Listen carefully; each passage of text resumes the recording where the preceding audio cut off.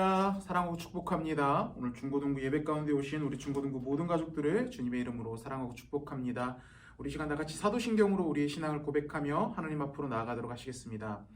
전능하사 천지를 만드신 하나님 아버지를 내가 믿사오며 그 외 아들 우리 주 예수 그리스도를 믿사오니 이는 성령으로 잉태하사 동정녀 마리아에게 나시고 본디오 빌라도에게 고난을 받으사 십자가에 못 박혀 죽으시고 장사한 지 사흘 만에 죽은 자 가운데서 다시 살아나시며 하늘에 오르사 전능하신 하나님 우편에 앉아 계시다가 저리로서 산자와 죽은 자를 심판하러 오시리라. 성령을 믿사오며 거룩한 공예와 성도가 서로 교통하는 것과 죄를 사하여 주시는 것과 몸이 다시 사는 것과 영원히 사는 것을 믿사옵나이다.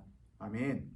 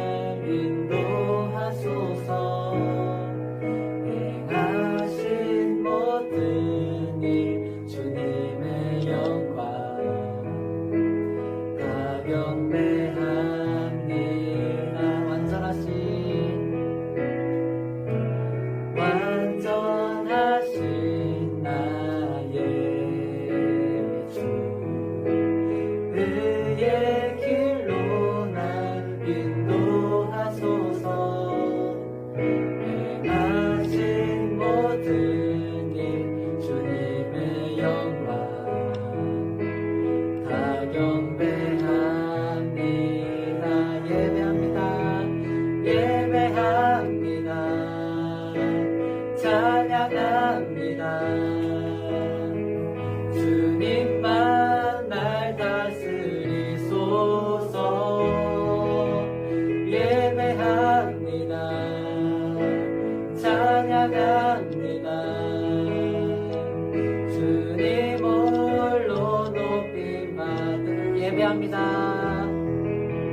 예배합니다. 찬양합니다. 주님만 날 다스리소서. 예배합니다.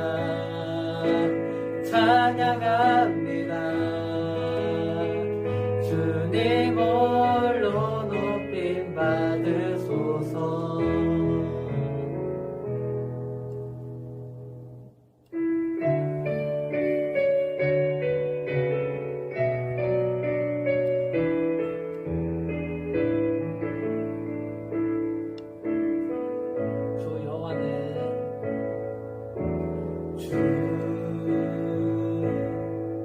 여호와는 광대하시도다.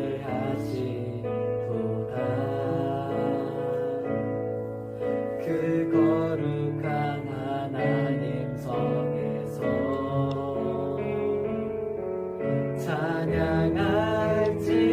찬양할지어다.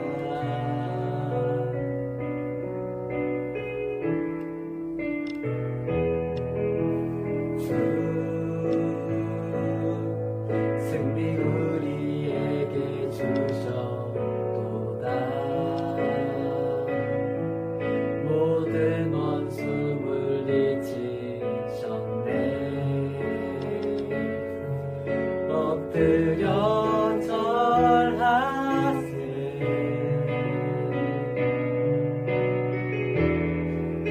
다 주의 크신 이름 높이며 우리에게 행하신 위대한 일 감사하세. 오 주의 신실하신 그 사랑 온 땅과 하늘 위에 계셔 홀로 영원하신 다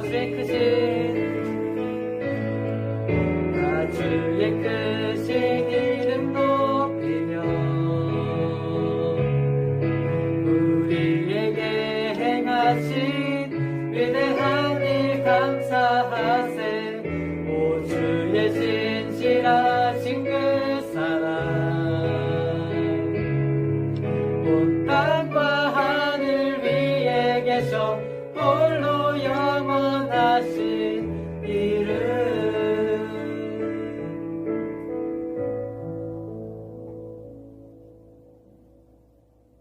많으신 하나님 아버지 감사합니다. 이 귀한 주일 이 자리 가운데 저희를 불러주시고 하나님을 예배할 수 있도록 허락하여 주신 거 너무나 감사드립니다. 주님, 이 시간 우리가 주님을 찬양합니다. 예배합니다. 우리들의 생각, 우리들의 뜻, 우리의 모든 것들을 다 주님 앞에 내려놓고 앞에 드리오며 내 삶을 주님 앞에 온전히 맡겨드립니다. 주님 말씀으로 이야기하여 주시옵고 말씀의 씨앗을 우리 마음 가운데 온전히 심어주시옵고 말씀의 씨앗이 온전히 열매 맺어 나아갈 수 있는 귀한 자리가 될 수 있도록 주님께서 인도하여 주시옵소서. 우리를 구원하여 주신 예수 그리스도 이름으로 기도드립니다.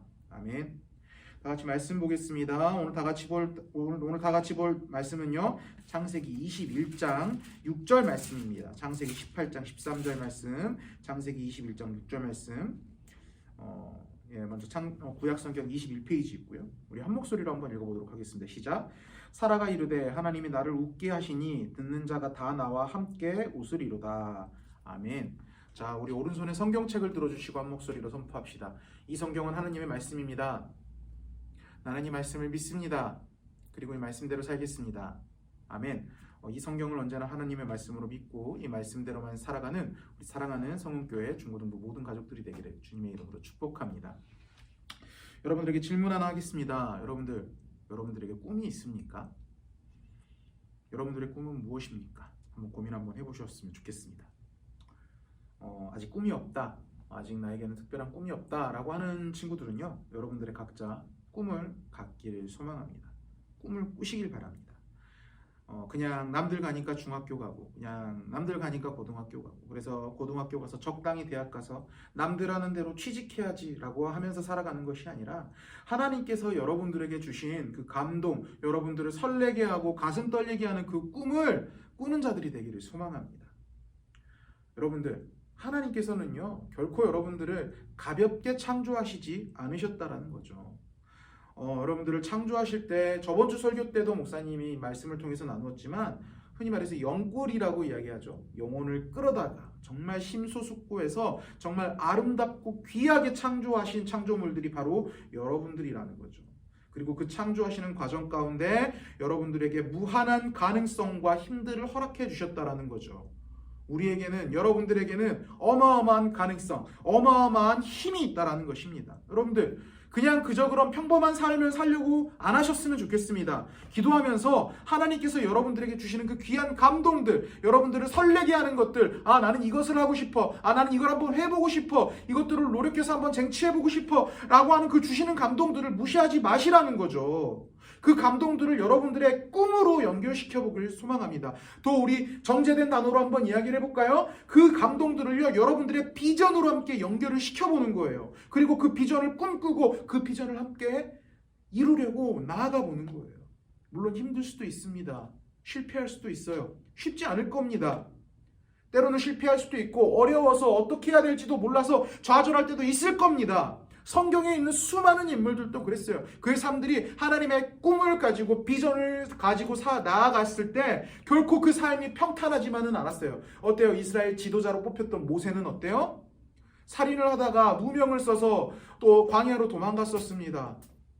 또 어때요? 요셉은 누명을 써서 저 성폭행했던 누명자라고 써서 억울하게 보디발의 아내한테 그런 억울한 누명을 썼죠. 그래서 감옥에 가기도 했어요. 성경의 수많은 사람들의 인생들이 하나님의 비전을 보고 달려갈 때 그 인생들이 편하지는 않았습니다. 실수도 했고요, 실패도 했었습니다. 넘어지기도 했고요, 좌절도 했었습니다.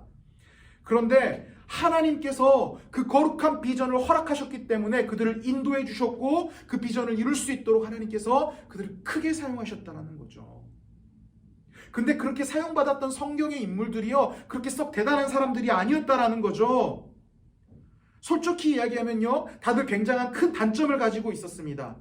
현대 사회에서 이 세상 사람들 기준으로 이야기하는 찌질한 사람, 루저라고 하는 사람, 그렇게 표현되는 사람들이 바로 성경의 인물들이었어요. 그렇게 대단한 사람, 물론 대단한 사람들도 있었어요. 그런데 그렇게 대단한 사람들이 많이 모여있지는 않았습니다. 정말 찌질한 사람들이었다는 거죠. 우리가 지지난주에 나누었던 아브라함이라는 인물은요, 자기 목숨을 구하려고 자기 와이프를 팔아먹었습니다. 또 다윗은요, 아무것도 아닌, 아무것도 잘할 줄도 모르는 작은 양치기였고요. 또 어때요? 나중에 어때요? 자기의 충신의 부인을 탐하려고 했었던, 탐했죠. 그래서 부인을 삼았으니까 그런 큰 죄를 저질렀던 그런 흠이 많은 인물이었고요. 베드로는 글자도 모르고요. 글자도 제대로 모르는 어부라는 직업을 목사님은 깎아내리고 싶진 않습니다. 그런데 우리가 이 당시 사회에서 직업의 귀천을 이야기했을 때 어부라는 직업은 그렇게 썩 좋은 직업은 아니었다라는 거죠. 그리고 굉장히 급한 성정을 가지고 있었어요. 굉장히 흠이 많았던 인물이 바로 베드로였다는 거죠. 그리고 성경에서 지금 말할 수 없지만 수많은 성경의 인물들이요 정말 큰 흠과 단점들을 가지고 있었다는 거죠. 그런데도 불구하고 하나님께서는 그들을 정말 귀하고 아름답게 사용해 주셨다는 것입니다. 그들에게 꿈을 꾸게 하시고 그 꿈대로 정말 귀하게 사용하셨다는 거죠. 우리는 그들에 비해서 지극히 정상이잖아요. 우리 아브라함처럼 자기 이득을 위해서, 자기 목숨을 위해서 자기 부인을 팔아먹었던 것처럼 자기 자신의 이득을 위해서 여자친구를 팔아먹는, 자기 남자친구를 팔아먹는 우리 그런 친구들은 적어도 없잖아요. 또 베드로처럼 글자 모르는 사람이 있습니까? 책 못 읽는 사람이 있습니까? 아니잖아요. 그래도 좋으신 부모님들 만나서 건강하게 잘 살고 잘 컸잖아요. 그런데도 불구하고 이 사회가 나를 평가하는 기준 안에 나는 평범해. 남들처럼 그냥 평범하게 살래. 아니 모르겠어. 어쩌면 남들처럼 요즘 굉장하게 유행한 단어가 있죠. 포기한다 해갖고 3포 세대 결혼 포기하고 직업 포기하고 잘 사는 거 포기하고 막 집 사는 거 포기하고 막 이렇게 살아간다. 이것처럼 나 그냥 평범하게도 살아갈 수 없을까? 없을 것 같아. 결혼도 못할 것 같고 어떻게 취직도 제대로 못할 것 같고 연애도 못할 것 같고 내가 무슨 큰일을 할 수 있어? 이런 기준에 맞춰서 나를 이렇게 아무것도 아닌 모양으로 판단하고 생각하고 있지 않나요? 그렇게 생각하지 말라는 거죠. 물론 평범하게 사는 게 잘못은 아닙니다.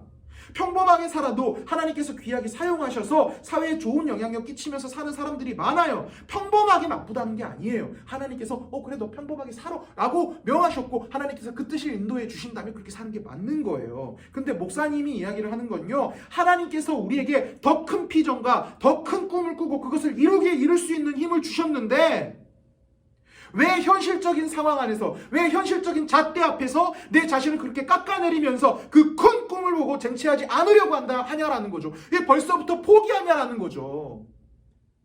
우리는 아직 그 끝을 보고 달려가고 있지만 그 끝에 임하지 않았습니다. 목사님은 그게 정말 안타까울 뿐이라는 거죠. 하나님께서 여러분들에게 그냥 평범하게 살아라고 그 뜻을 알려주셨으면 그 모습 그대로, 그 삶 가운데 그 말씀대로 살아가면 되는 거예요. 그런데 우리 마음 가운데는요, 대부분요 그냥 평범보다는 하나님께서 가슴 뛰는 꿈과 비전을 허락해 주십니다. 그런데 우리는 그 꿈과 비전을 현실에 안주하면서 그냥 포기하고 내버려 둔다는 거죠. 현실의 기준 안에 나를 깎아내려서. 여러분들 제발 그러지 마세요.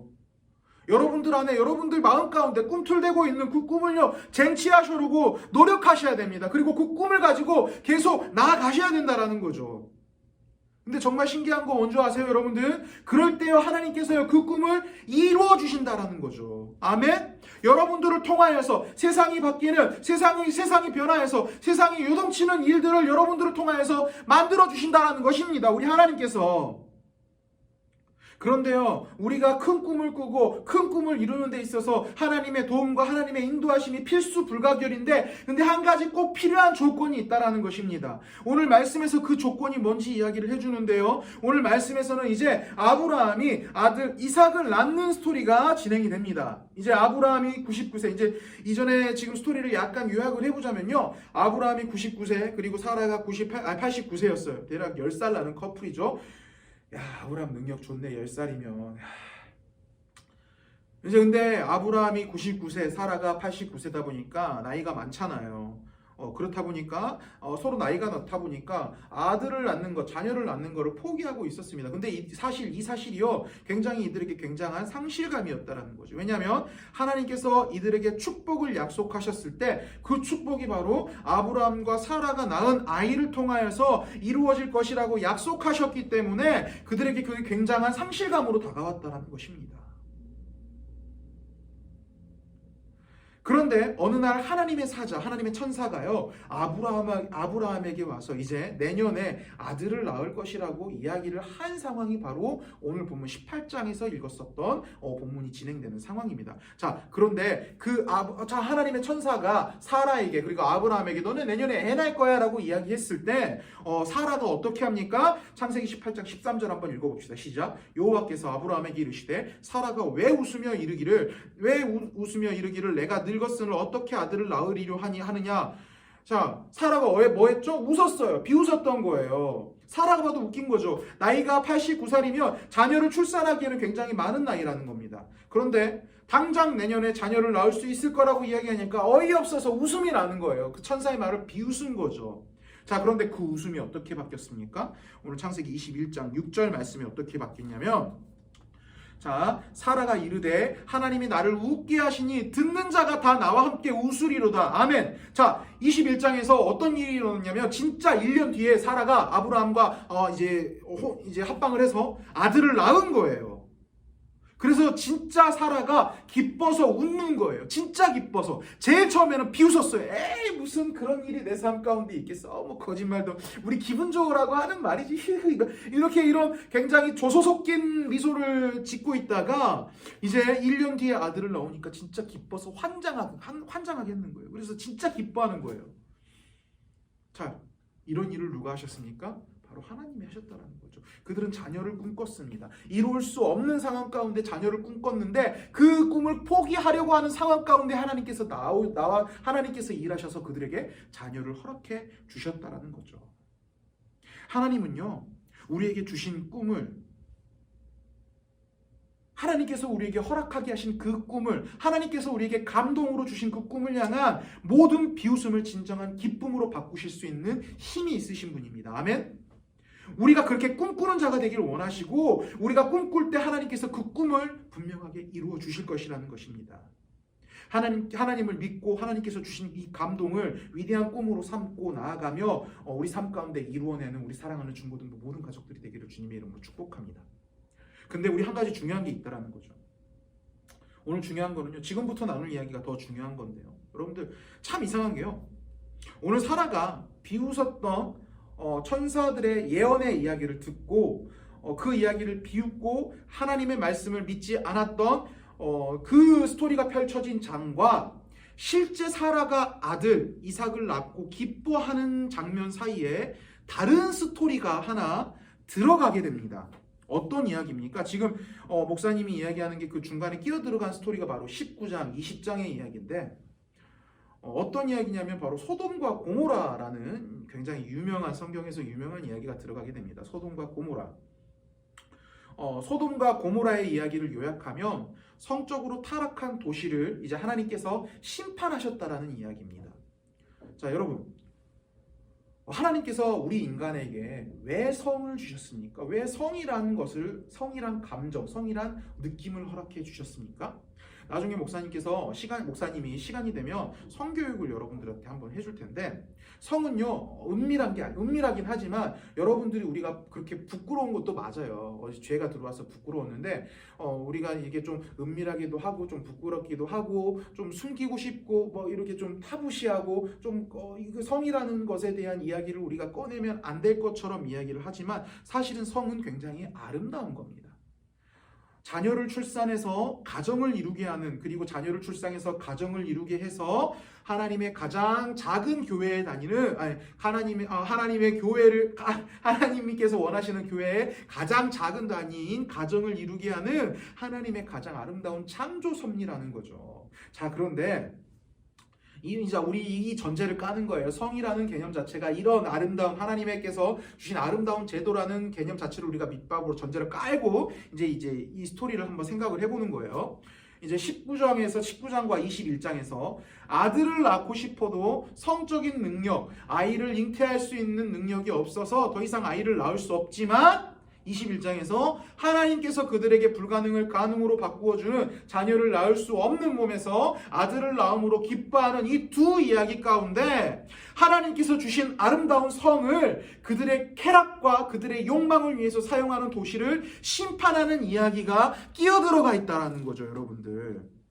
뭔가 좀 이상하지 않으세요? 하나님의 섭리와 하나님께서 일하심을 믿으라는 주제만을 이야기할 거면 차라리 18장의 이야기와 21장의 이야기가 연이어서 나왔을 겁니다. 그런데 지금 18장, 21장 아브라함과 사라의 그 이삭을 낳는 스토리 사이에 사라가 천사를 만나고 아이를 낳는 장면 그 스토리 사이에 19장, 20장이 들어있다면 전혀 연관없는 이야기라면 모르겠지만 서로 성이라는 동일한 어떤 포커스가 주제가 지금 서로 들어가 있어서 서로 그 주제 간의 연관성이 있잖아요. 자, 그렇다면 18장에서 이제 아브라함과 사라 사이에 진짜 이삭이 출생되는 스토리로 이어지기 전에 다른 어떤 이야기를 통하여서 그 어떤 특별한 주제를 강조하기 위해서 창세기 저자가 이렇게 18장과 21장 사이에 19장과 20장을 넣었다라는 거죠. 삽입했다라는 거죠. 이렇게 기록했다라는 거죠.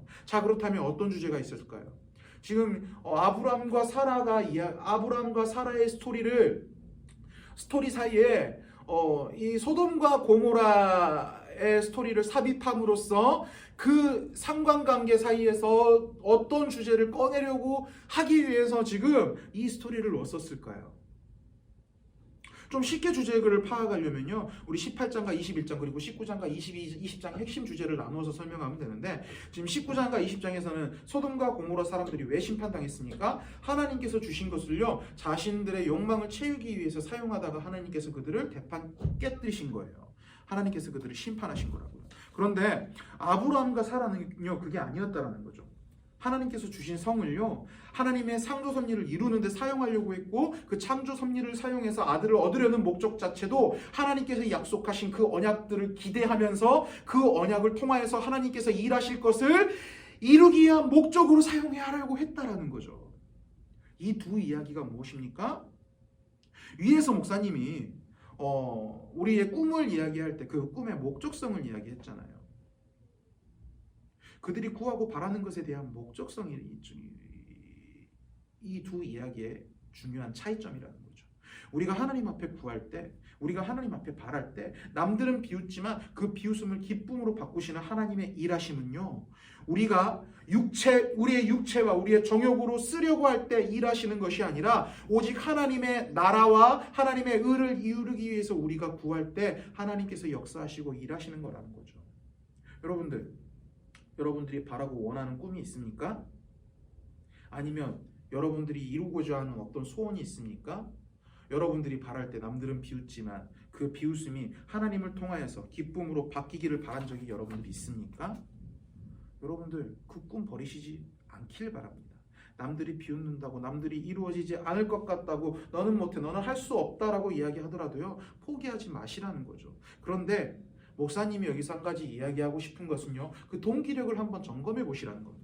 그 동기력이 내 욕망과 내 정욕을 위해서인지, 아니면 온전히 하나님을 향한 우리의 나라와 하나님의 나라와 의를 위한 건지, 우리의 꿈과 내 정욕과 내 의를 걷어내면, 그리고 그렇게 꿈을 꾸고 그 꿈을 위해 달려간다면 결국 하나님께서 이루실 것이라는 것입니다. 그 출발점이, 그 목적성이 내 정욕이 아니라 내 이생의 자랑이 아니라 하나님의 나라와 하나님의 의 때문에 그 꿈을 구하고 하나님 앞에 구하고 하나님께 원하고 하나님 앞에 인도해달라고 하나님께 바란다면 결국은 하나님께서 이루실 것이고 내 삶 가운데 그 꿈을 이루어 주실 것이라는 것입니다. 그리고 그 비웃음을요, 남들이 생각했던 그 비웃음을요, 혹은 내가 꾸었던 그 비웃음을요 내 기쁨으로 만들어 주실 것이라는 것입니다.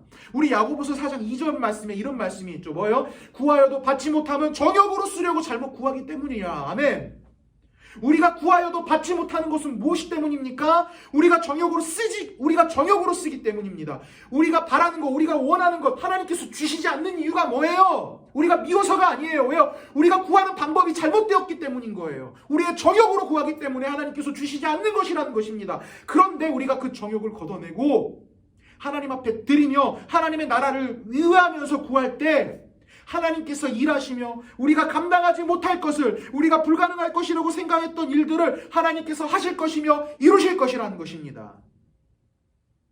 하나님께 구하는 자들이 되기를 소망합니다. 하나님께 구합시다. 하나님을 위해 구합시다. 하나님을 위해서 꿈을 꿉시다. 하나님을 위해서 일하는 자들이 되기를 소망합니다.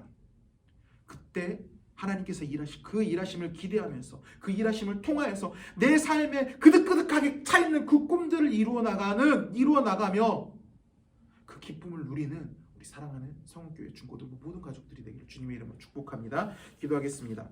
사랑과 은혜 많으신 하나님 아버지 감사합니다. 이 귀한 주일 불러주시고 하나님을 예배할 수 있도록 허락하여 주신 것 너무나 감사드립니다. 그렇습니다. 주님, 우리가 삶 가운데 이루고 싶은 꿈이 있었습니까? 그 꿈을 혹여나 남들이 판단한다고, 남들이 나를 정죄한다고 포기하고 그냥 평범한 삶이나 살아야지 라고 하면서 내 삶을 깎아내리고 있진 않았습니까? 주님, 그러나 주님께서 주신 감동이라면, 그리고 내 마음의 동기 가운데 내 정욕과 내 이생의 자랑이 아니라면 주님, 다시 우리가 그 꿈을 붙들고 나아갈 수 있는 자들이 될 수 있도록 허락하여 주시옵소서. 우리가 하나님의 나라를 위하여, 하나님의 의를 위하여 그 꿈을 꾸면서 살아갈 때 하나님께서 내 삶을 위하여 온전히 일하시는 분임을 우리가 온전히 믿고 나아가는 자들이 될 수 있도록 허락하여 주시옵소서. 그 일하심을 경험하는 자들이 될 수 있도록 허락하여 주시옵소서. 그 일하심을 느끼는 자들이 될 수 있도록 허락하여 주시옵소서. 온전히 하나님께서 하실 것입니다. 그 하나님 온전히 붙들면서 나아가는 자들이 될 수 있도록, 그리고 그 하나님께서 우리 삶 가운데 주시는 기쁨을 남들이 우리를 통해서 우리를 바라보며 할 때 하는 그 비웃음을 진정한 기쁨으로 바꾸며 살아가는 우리 사랑하는 중고등부 모든 가족들이 될 수 있도록 인도하여 주시옵소서. 우리를 구원하여 주신 예수 그리스도의 이름으로 기도드립니다. 아멘.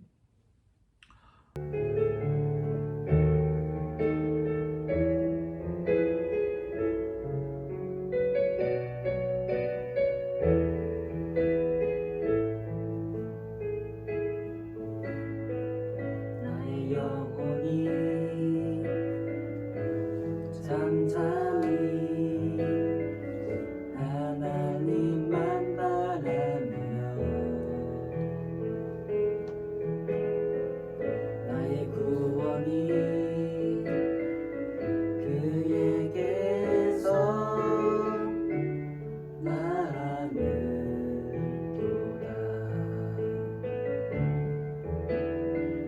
나의 영혼아 잠잠히 하나님만 바라라.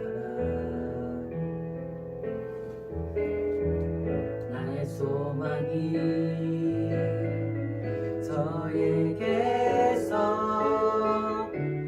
나는도다. 오직 주만이 나의 반석, 나의 구원이시니.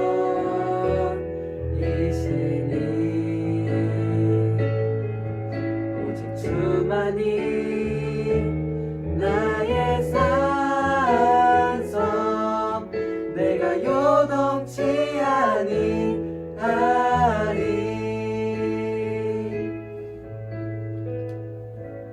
자, 광고하겠습니다. 오늘 우리 2월 20일 주일 정말 오랜만에 또 다시 대면 예배로 하나님 앞에 예배 드렸습니다. 아마 여기 온라인 예배를 보는 친구들은요, 대부분 집에서 혹여는 집에서 이제 코로나 확진자가 너무 많기 때문에 가면 안 되라고 이야기하셨던 친구들이나 아니면 몸이 좀 아파서 좀 컨디션이 안 좋아서 나오지 못한 친구들이 많았겠죠. 우리 친구들 그런 경우에는요, 너무 부모님이나 내 몸 컨디션 무리하면서 나오려고 하지 말고 집에서 온라인 예배로 꼭 하나님 앞에 예배 드리고요.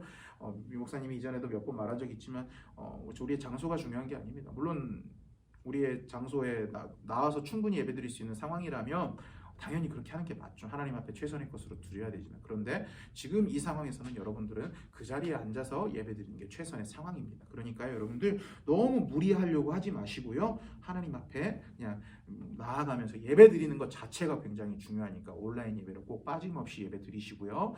좀 상황이 괜찮아지면 그때 편하게 나와주시면 좋겠습니다. 대신 우리가 이거 예배 마치고 온라인 줌 모임 있어요. 그래서 선생님들이 각자 공지를 해주실 거니까요. 여러분들 그거 하지 마시고요. 끝나고 끝났다 해야지, 놀자 이렇게 가시지 마시고요.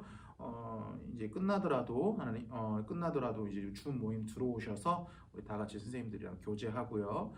같이 말씀 나누는 시간 가졌으면 좋겠습니다. 아마 카톡으로 선생님들이 줌 주소 알려드릴 테니까 꼭 나가서 끝났다 하면서 놀자 이거 하지 마시고요.